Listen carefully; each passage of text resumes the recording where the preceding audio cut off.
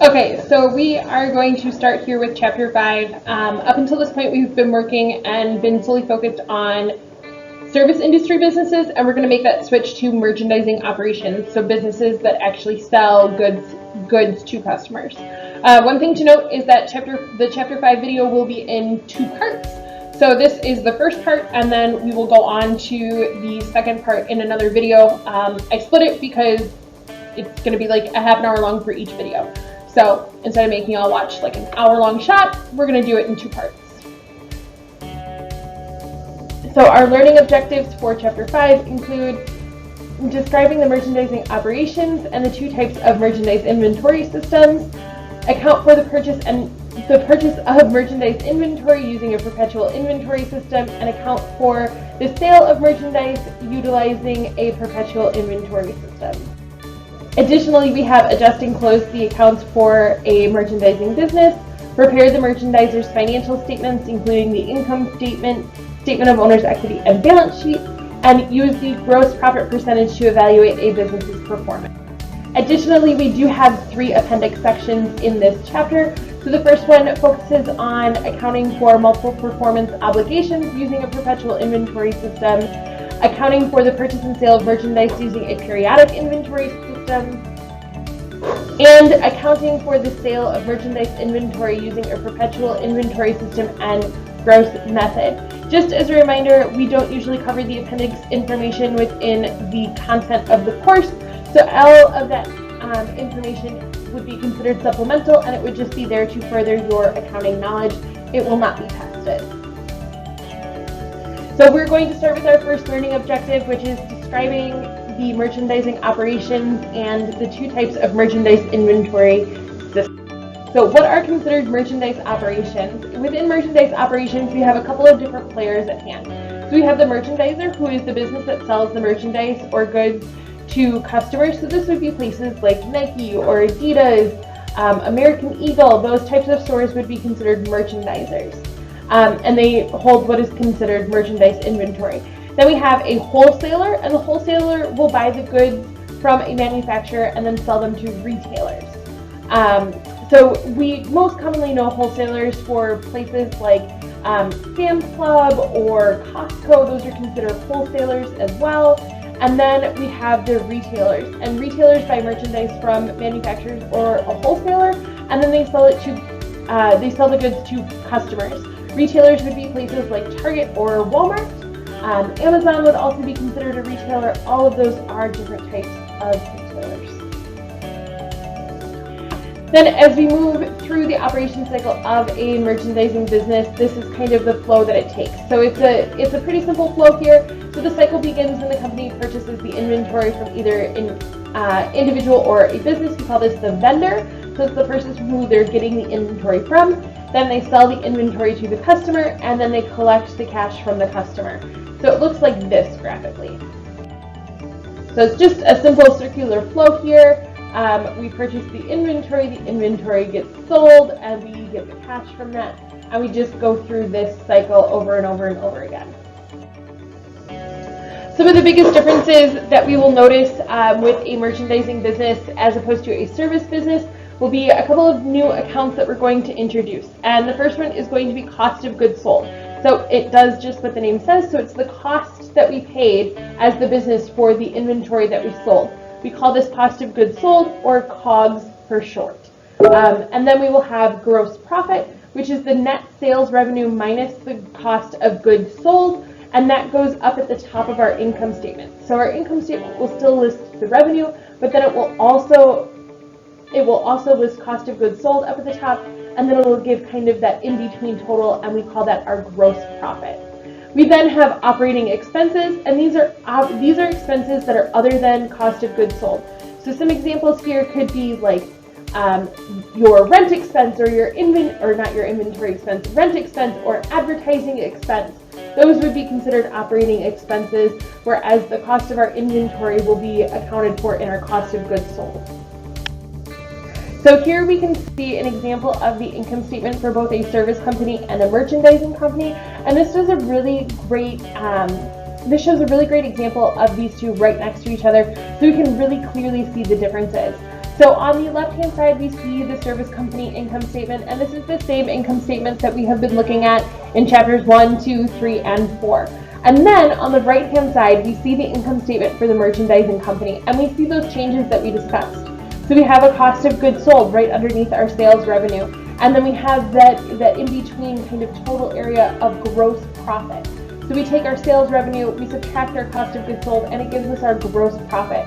Then we move down into our expenses, and these are our operating expenses, and we still subtract those from our gross profit just as we would on the service business, and we get our net income. We see the difference here in our net incomes from the service company to the merchandising company, and that big difference is just from having that cost of goods sold there. So notice pretty much everything else is the same, but we added those two lines, the cost of goods sold and the gross profit. Next, here we have an example of a balance sheet. Please take note that it is only a partial balance sheet, so it is only showing the assets area of the balance sheet. And once again, we have the service company on the left-hand side, and we have the merchandising company on the right-hand side. The biggest difference here is that we have the addition of the merchandise inventory account on the right-hand side for that merchandising business, because we do need to account for that merchandise inventory that we have on hand ready to sell to our customers. So just like any other asset, it is considered ours, that inventory is ours. So if we look at it as if we were, say, Nike. So if we are a Nike store, our merchandise inventory would be all of the shoes that we have available to sell, and those would be accounted for under merchandising inventory. Within a merchandising business, we have to have some way for us to keep track of our inventory. And there are two different types of inventory systems that are available within the accounting world. We have a periodic inventory system and a perpetual inventory system. The periodic inventory system requires a physical count of the inventory to determine the inventory on hand, and this can be done at whichever interval that the business decides to do it. They could do it on a daily, weekly, monthly, quarterly, yearly basis, however they feel is best. And then the other inventory system is the perpetual inventory system, and this keeps a running computerized record of the merchandise inventory. The perpetual inventory system is the system that is used most frequently amongst businesses. And the reason why is because with the advent of computers, it's so much easier to use barcodes and to scan the products in and out of the inventory system rather than going around and doing a physical count. Some things to note here is that even with a perpetual inventory system, many businesses still do go in and do a physical count of their inventory periodically. And that is just to be able to account for shrinkage, which we will talk about later on. So learning objective 2, we're going to account for the purchase of our merchandise inventory using a perpetual inventory system. Like I said before, the perpetual inventory system is the inventory system that is most commonly used, so that is the one that we are going to focus on within this chapter. So when we get inventory in from a manufacturer or from a wholesaler, we as the merchandiser need to account for having that inventory within our business. And so typically what we will get is we will get an invoice from the seller, and that's the request for payment from the purchaser, so from us as the merchandising business. They're going to tell us, hey, this is how much you owe us. So invoices can also be called bills, which I'm sure y'all are very familiar with that. And then sellers can also have what are called sales invoices, and purchasers can have purchase invoices. There's a lot of different terms around that invoice term, so just make sure you're very clear on who's sending it to who and who owes the money. This is just a quick example of what that invoice could look like. Not all invoices look exactly the same, but they all have pretty much the same basic information on them. So we're going to see, usually in the upper left-hand corner, we're going to see who the invoice is from, and then a little bit underneath that, we're going to see who the invoice is to. So in this case, Smart Touch Learning is buying from Southwest Electronics Direct, so Smart Touch Learning will owe Southwest Electronics Direct some money. In the upper right-hand corner, we see the date and the invoice number. So we see the date of the invoice and the invoice number. That invoice number in many companies is going to be very, very important because that is how they find the different invoices that they owe. And if they had to call the person who they bought the inventory from, that individual will always ask for that invoice number in order to pull it up in their system. Below all of that, we start to see what we purchased. So the first thing that we see there is we see the credit terms, and that's number 4 on there. The credit terms just tell us when we need to pay this invoice by and whether or not we're going to get a discount. So the credit terms here are $315 net 30. Basically what that means is that we can take a 3% discount on what we owe if we can pay it within 15 days. Otherwise, the total amount is due within 30 days. Then we see that we bought touchscreen tablet computers. We purchased 100 of them at $350 each for a total of $35,000. Even further below all that, we see the due date and the amount that is owed. We see subtotals and we see where tax would be added. In this case, there's no tax added. That's just to simplify things for y'all. So with that purchase of inventory, obviously we need to account for that. And so in order to do that, we do journal entries. So we know that on June 3rd, Smart Touch Learning bought $35,000 worth of inventory. And in order to journalize that, we are going to assume in this case that they paid cash for the inventory. So we date our journal entry for June 3rd, the date that they purchased. And then we have merchandise inventory, which they are going to debit for $35,000, and then a credit to cash for $35,000 to indicate the purchase of the inventory.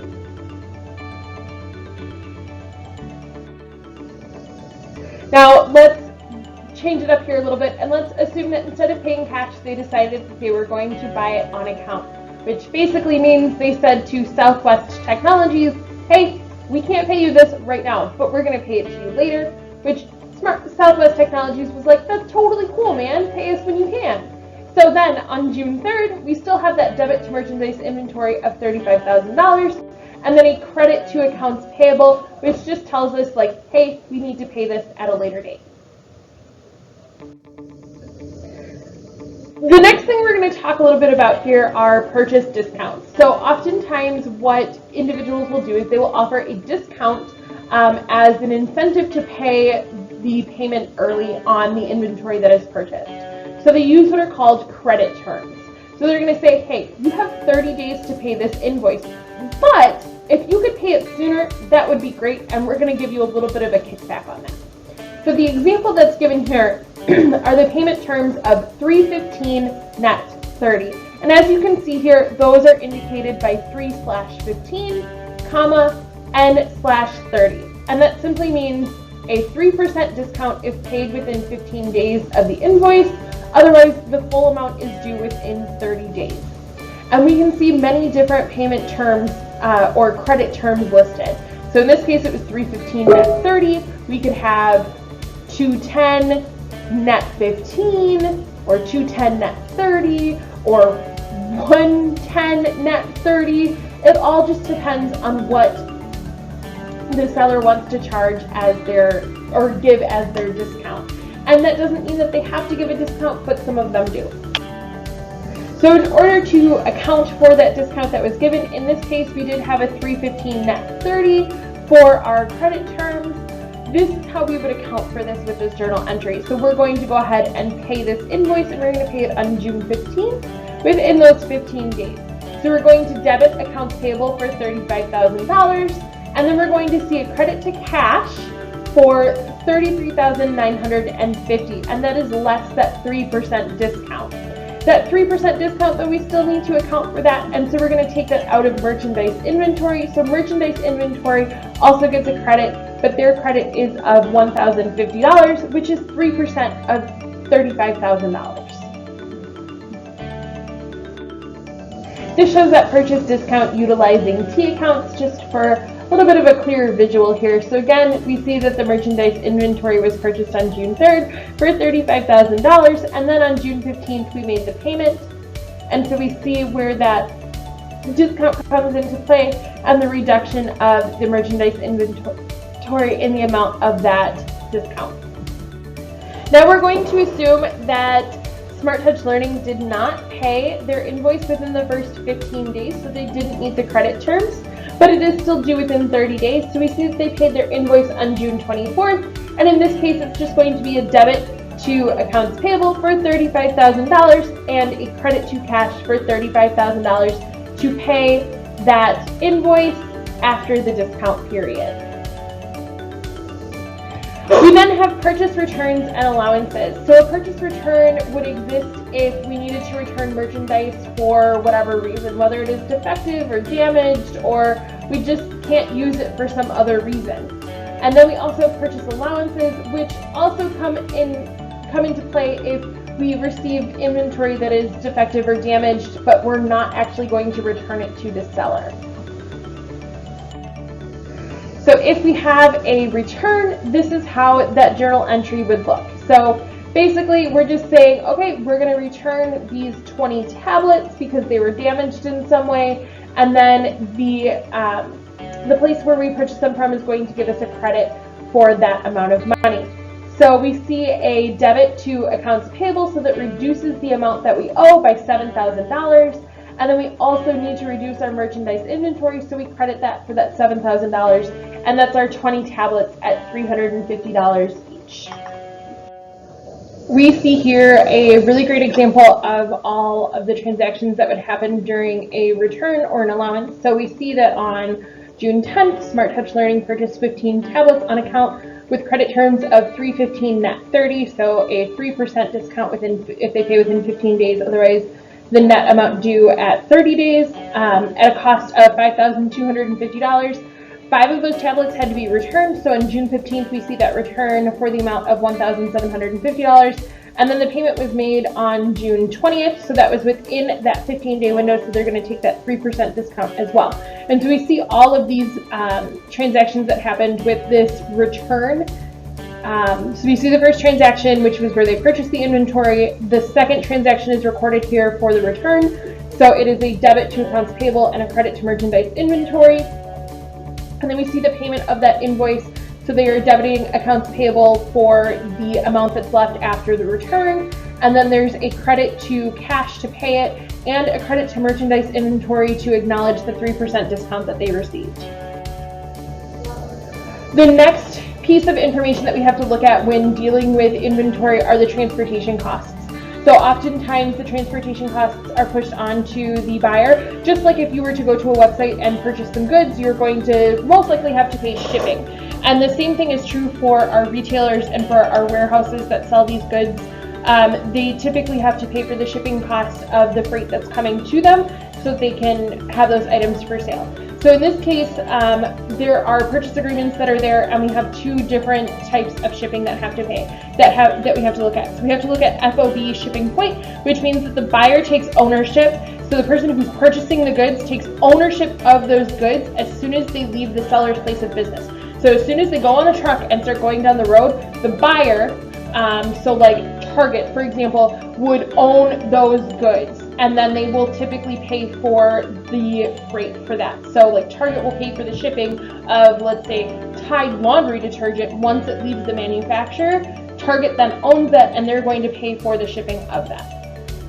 The other type we have is FOB destination, which means that the buyer will not take ownership of that product until it reaches them. So Target purchases that laundry detergent, Tide still owns that laundry detergent until it hits Target. So once Target then has it, then Target owns it. In this case, the seller, so Tide, would pay for the freight or the shipping of those goods to the buyer. The other points with transportation costs that we're going to look at is we're going to look at when merchandisers are required to pay for those shipping costs. So we have freight in and freight out. Freight in is the transportation cost to ship the goods into the purchaser's warehouse, thus it is freight on purchased goods. And then we have freight out, which is the transportation cost to ship goods out of the seller's warehouse and to the customer. Thus it is freight on goods sold to a customer. So in other words, that freight is just being pushed onto the customer. Just like if you were to go to a website, purchase a good, and then you have to pay shipping costs on that. That's what the freight out is. So this is just a graphic way to look at the different types of freight. So we have FOB shipping point and FOB destination. So it's just another way to look at this. So FOB shipping point is the seller is selling the goods to the buyer, so the buyer owns the goods while they're on the truck, and the buyer pays for the freight. And then FOB destination is where the seller pays for the freight, and the seller owns those goods until they get to the buyer. So we're looking at freight in. This is just how we do those journal entries for that. So we're going to assume that Smart Touch Learning pays a $60 freight charge on June 3rd for the purchase with FOB shipping point. So we see here that there is a debit to merchandise inventory and a credit to cash. So you may be wondering, why is this freight going on to merchandise inventory? The reason why is because that shipping cost needs to be accounted for within the inventory, because it essentially increases the price that we as the merchandiser have to pay for our inventory. So for a tablet that costs $350 and we have to pay shipping on that, now that tablet doesn't just cost us $350, it may cost us $360 so that we have the shipping covered on that. So the next thing we're going to look at is freight in within the discount period. So we see that under the FOB shipping point, the seller sometimes prepays the transportation cost as a convenience and lists this cost on the invoice. We're going to assume that Smart Touch Learning made a purchase of $5,000 of goods with a freight charge of $400 on June 20th on account with terms of free 5 net 30, which means that they'll get a 3% discount if they pay within 5 days. Otherwise, the net amount is due within 30 days. The terms of the shipment are FOB shipping point. So we see this journal entry for when they make that purchase. So we have merchandise inventory is debited for the $5,000 plus the $400 freight charge, and then accounts payable, because remember they purchased on account, is credited for that total amount, $5,400. Next, we're going to look at when they actually go to pay that invoice. So one thing to note is that the discount that you get if you pay within those credit terms, that discount is only on the merchandise inventory. It's not on the freight. So the shipping cost is the shipping cost. You will never take a discount on the shipping cost. So we see here they're going to pay that invoice. They're paying within those 5 days. So it's a debit to accounts payable for $5,400. And then we see a credit for the cash of $5,250, and that is less the discount that they get to take. And then we see the discount there for merchandise inventory, and you can note that it's only 3% of the $5,000, so it's a $150 credit to merchandise inventory. The cost of inventory purchased. When we know the cost of the inventory, it allows us to make different decisions. So we're able to determine the actual cost of the merchandise purchased and all of that. We can make different decisions based on this. So in order to determine the net cost of inventory purchased, we use the following equation. We use purchase cost of inventory less any returns and allowances, less discounts, plus the freight in. Once we know that, we can actually calculate the exact cost of each item that we purchased. So this is just an example showing that. So during the year, Smart Touch Learning buys $281,750 worth of inventory. They return $61,250 of the goods, and it takes a $4,410 discount for early payment. And the company also pays $14,700 in freight in. When we look at that, we can then determine the net cost of the inventory that was purchased. So we have our purchases, less our returns and allowances, less our discounts, plus our freight. And so ultimately, our total cost of inventory that we purchased was $230,790. Next, for our learning objective 3, we're going to account for the sale of merchandise inventory using a perpetual inventory system. And once again, this perpetual inventory system is the one that is most commonly used today because it doesn't require the physical count of inventory. It's all a computerized system. How are sales of merchandise inventory recorded in a perpetual inventory system? So the amount a business earns from selling merchandise inventory is called the sales revenue. So it's just like the revenue, the service revenue that we were looking at previous, but now we're looking at sales revenue because it's the sale of those goods. So when we make a sale of the goods, we have to record 2 different entries. So the first entry records the sales revenue and the cash or accounts receivable, and the second entry records the cost of goods sold and the merchandise inventory deduction. So when we look here, there are two different ways that we can have sales. We can have either a cash sale or a credit sale. So we see here an invoice. So as Smart Touch Learning makes sales invoices are issued to customers. We see the sales invoice. So in this case, they sold 2 touchscreen tablet computers at a cost of $500 each for a total of $1,000. So to see the journal entries for here, we see this. So it's the $1,000 purchase.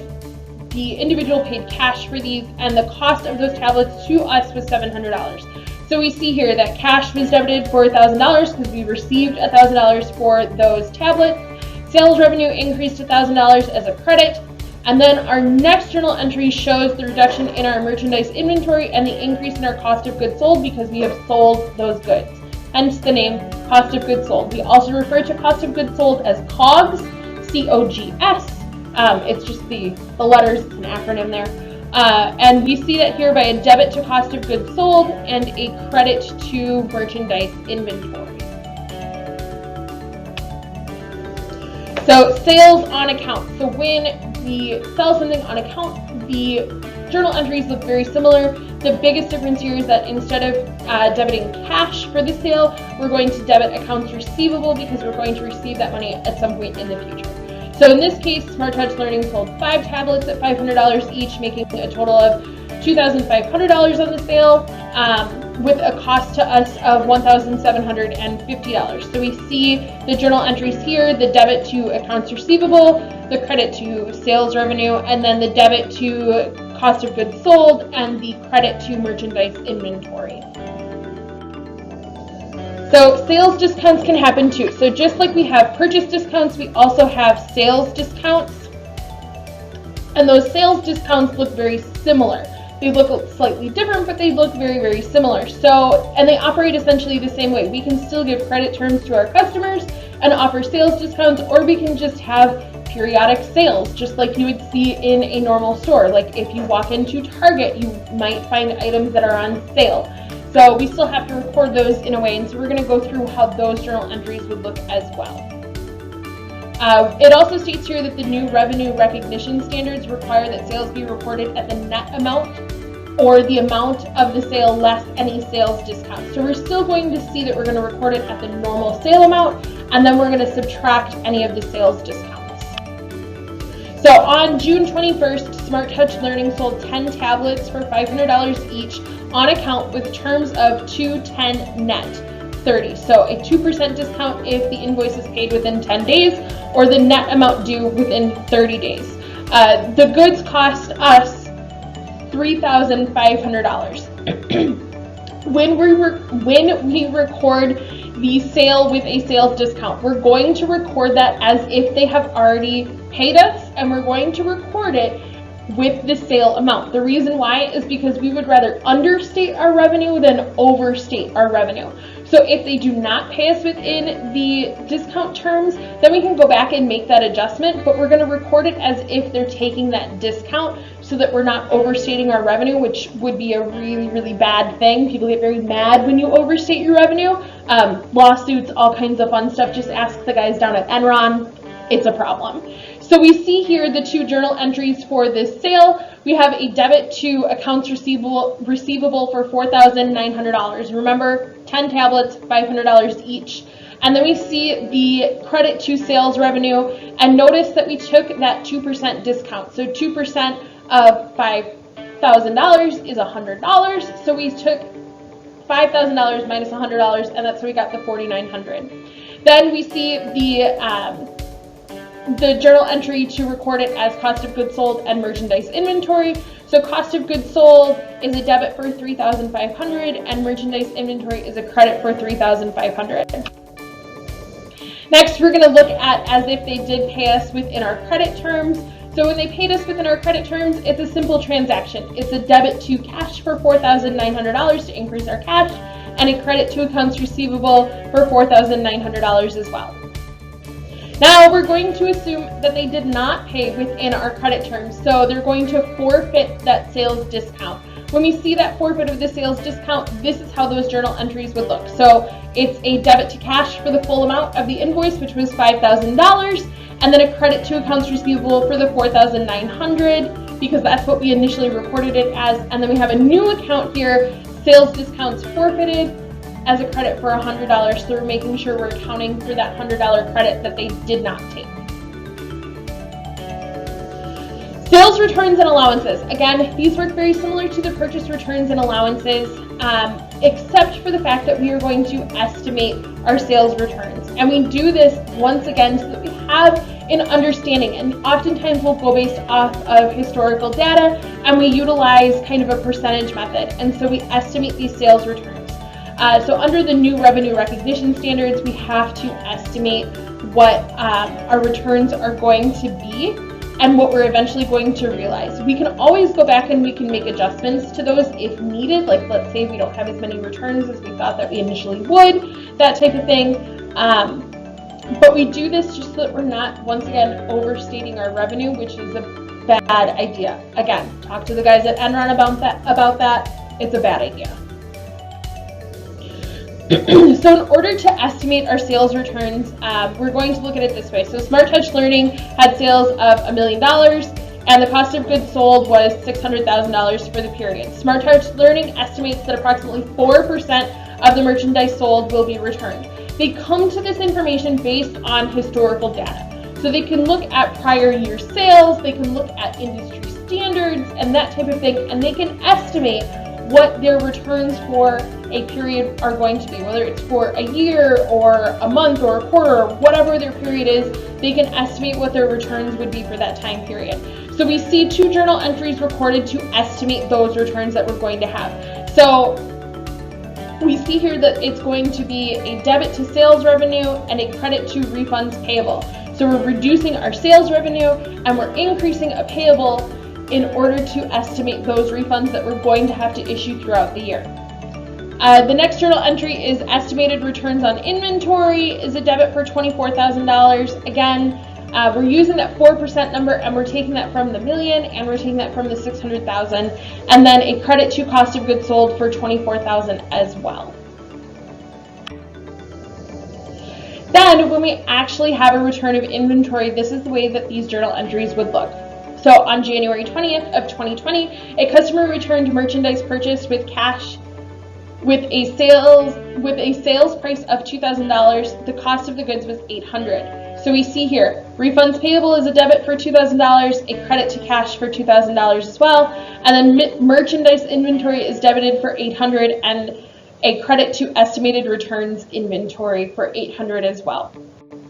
This again is just to record that return that we had.